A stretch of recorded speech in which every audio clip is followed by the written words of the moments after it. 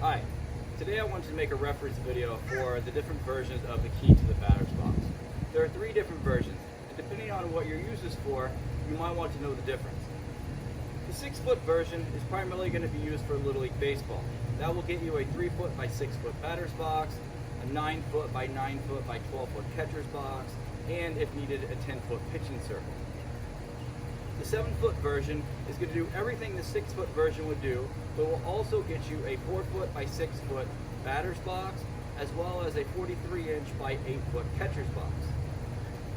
The 7-foot plus version would be for those who are involved in softball.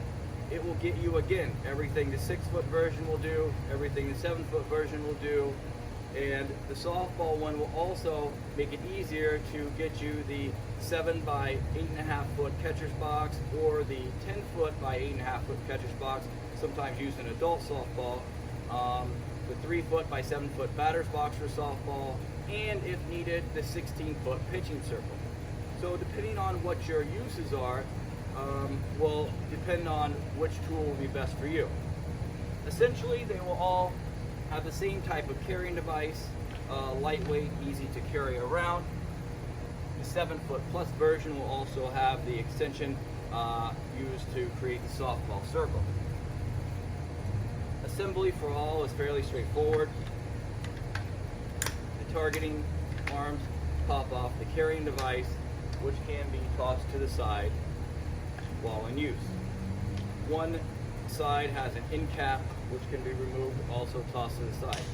Inside you will find the targeting arm and the scoring spike. There's an open end, you just took that out of.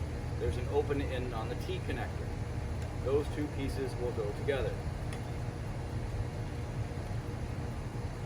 The targeting arm will then go in the connector for the T piece, and you have the scoring spike in your hand. This is the assembled 6-foot version ready for use. Again, a couple of quick features. One, the entire length of the working arm is 6 feet. The length here is 2 feet, and we have the mark to place the batter's box 4 inches off of home plate. Assembly of the 7-foot version is essentially the same type of carrying device, which can be set to the side.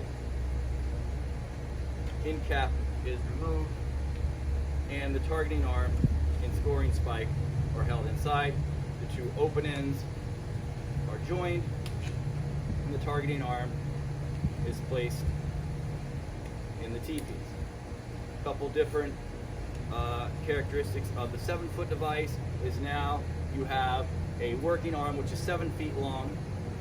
The 4-foot section from here down is 4 feet, which will be indicated by the colored version. From here to the top will be 3 feet. That will be the white, similar to the 6-foot version.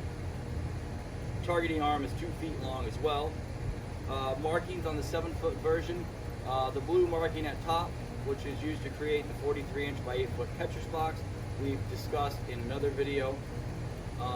Markings for placement of batter box can either be 4 inches off the plate, 6 inches off the plate, and there's also a 7-inch mark, which is also used in creating the catcher's box. The last mark down here is the 6-foot mark, so that when you are creating a 4-foot by 6-foot batter's box, you know from one end to here would be 6 feet, and then when you create the 4-foot wide portion of the batter's box, you know that the colored version is your 4-foot section. The 7-foot plus version is essentially exactly the same as the 7-foot version. The only difference is that you have the extension piece. The assembly is exactly the same. If you're going to use the extension piece, this is really only needed if you're going to make the 8-foot radius or 16-foot diameter pitching circle used in softball. If you do need to use this, all you do is attach it to one arm of the device. You have an 8-foot long section, which you can use to score lines 8 foot off of the pitching rubber. Creation of that circle and how to score those lines are shown in another video. Again, this was just simply to go over the different functions of each tool, and also a quick assembly video. Thank you.